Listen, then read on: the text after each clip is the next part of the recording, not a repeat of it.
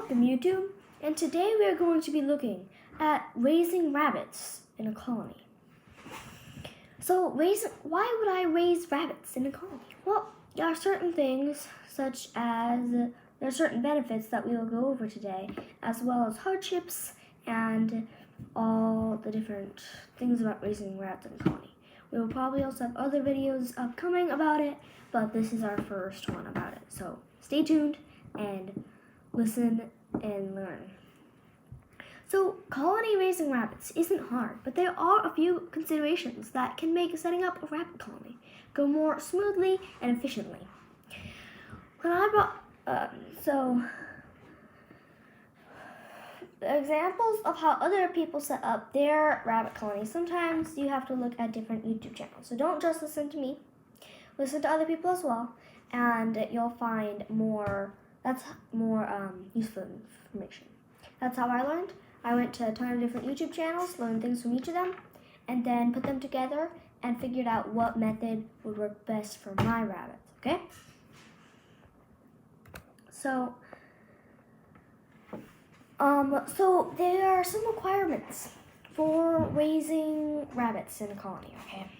So the first one is provide at least 10 square feet per grown-up, okay? More is better, and the more square feet each rabbit, the less likely they'll have diseases. Provide multiple levels for jumping. So like, say you have, here's the ground, then there's something like right here that they can jump up onto, and then something right here, so that they have like different places they could jump onto if they need to hire or something like that. Then use baby saver wire on the bottom so that when they give birth, the rabbits don't just like disappear into a hole or something and the mother can't get them, okay? Keep things clean with litter boxes and deep litter. So if you need to potty train your rabbits, go ahead. I think litter boxes, just putting them in there, if you make it really comfortable with hay and stuff and deep litter, I think they will actually poop in there mainly, okay? So that's best. And then provide several locations for feeding to reduce competition. If there's competition, some of them won't be fed enough, and they'll like fight over the food, and that's not good. Provide lots of nesting places and materials for the does, especially if they're pregnant. Include bucks who are used to a colony for higher quality life, but you may have unpredictable timing of litters. You could add a buck, but some people don't like doing that because they don't know if they're gonna have a litter anytime soon, and they don't want the buck to like interfere with the does if they're pregnant. And then have your grow out cage ready, because 12 weeks isn't as long as you think it will be. So what a grow out cage is a cage that you're gonna, like another colony space that's cooped in for the babies once they've grown up, because you don't want relatives mating with each other, okay? And each batch, you should have one go to each colony and not mix up the different colonies so that they don't get pregnant with each other as siblings and stuff, okay? Colony raising rabbits is fun, but it also comes with challenges, excuse me. And we're gonna look at space and safety. So,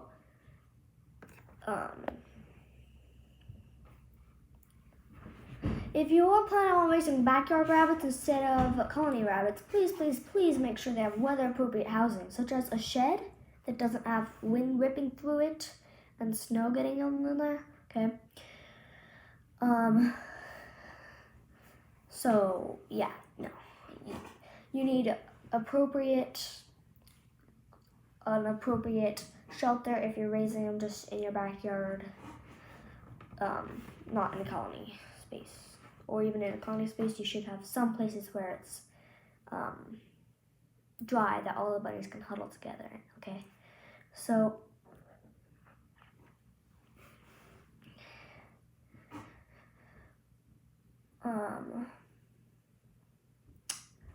So if you plan to do any rabbit breeding in an NIC cage, make sure you add baby saver wire. If you don't, the baby rabbits will be able to walk right out of the cage.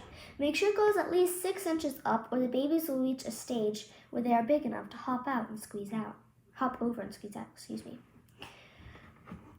much space do they need? So most sources on raising rabbits for meat say that 6 feet of space is adequate for a doe and her litter. The NAC cage by itself is 18 square feet. I was unable to find any size guidelines for colony raising rabbits when I first started researching, so I started with all 3 rabbits in it. If it was too small, I could move the buck out into a separate hutch. I started to notice the rabbits fighting after we had our first litter. The biggest indicator was tufts of fur about the cage. I didn't want to move the buck, though, because they were still engaging in social grooming, cuddling, and he would let the baby bunny sit on his back. That was cute. I just felt wrong to isolate him. Instead, I added a metal baby yard with chicken wire and hardwire cloth around the bottom. Update: he is currently housed separately. I've since learned that the minimum amount of space for a rabbit colony would be more like 10 feet per rabbit, which is the amount of space we have currently. It's also very important to have multiple levels for the rabbit to jump off and down on. Our current setup provides a lot of jumping opportunities, which is one thing it has going for it. Since adding the attached yard, we haven't had any more indications of fighting. After we process the first litter, if I want to keep raising rabbits for food, I definitely want to expand the colony quite a bit. A more human rule of thumb would be 5 times the size of the rabbit. My rabbits are 8-pound adults, so I'm looking at potentially 120 square foot as a minimum size for my current herd. Now, we do need to also keep our colony clean. So, of course, an important part of the rabbit care is cleaning up. This current setup does take more effort than hanging hutches might. My adult rabbits are all litter box trained. In the summer, I dump the box once a day and wipe down anything the babies have soiled. Rabbits are generally cold tolerant. When it is colder, I do use deep litter. Each day I add dry straw on top of any soiled spots in the cage and litter box and dump the litter box when it is full. When it warms up, muck it out and give everything a good scrub.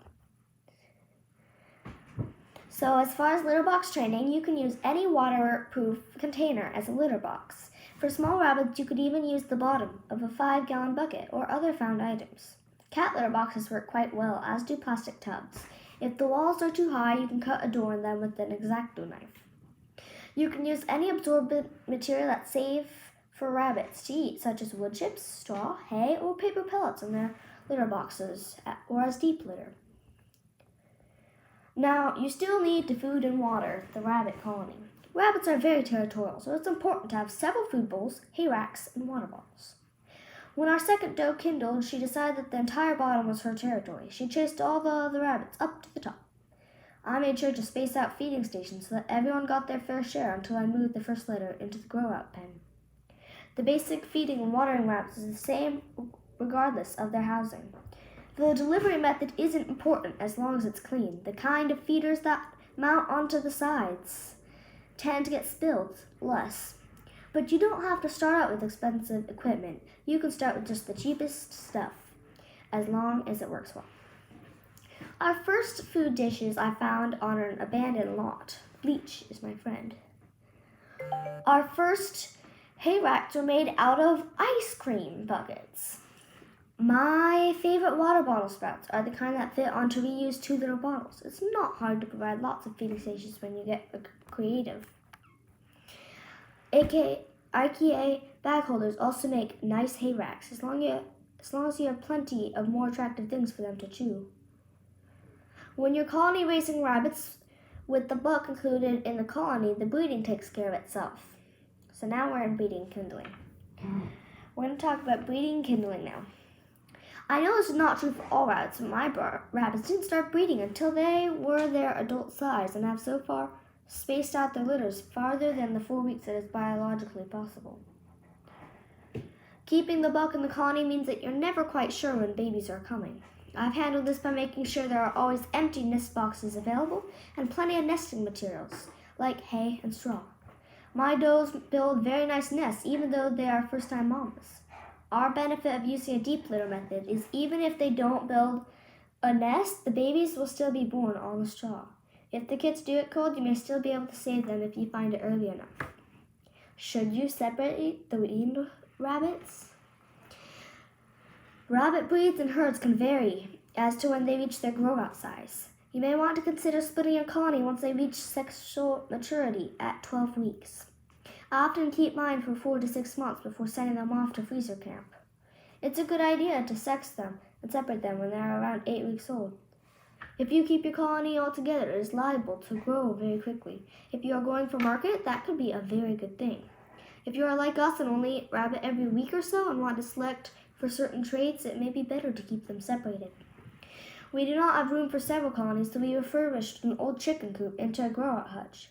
If you must keep your rabbits in a hutch, make sure they are rodent-proof. There should be no spaces larger than a 1/4 inch, and use wood and screws to take down any wire.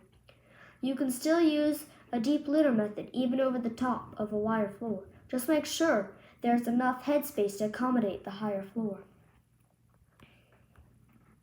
So there's a lot of information available on how to raise rabbits for meat. Not as many people are trying colony rabbit raising or sharing about it. So I hope this video answers your basic questions, and I will probably get to another video about this soon. Thank you for watching, and I hope this was incredibly informative for you. Thank you, and keep going and be adventurous on your rabbit journey. Thank you, and goodbye.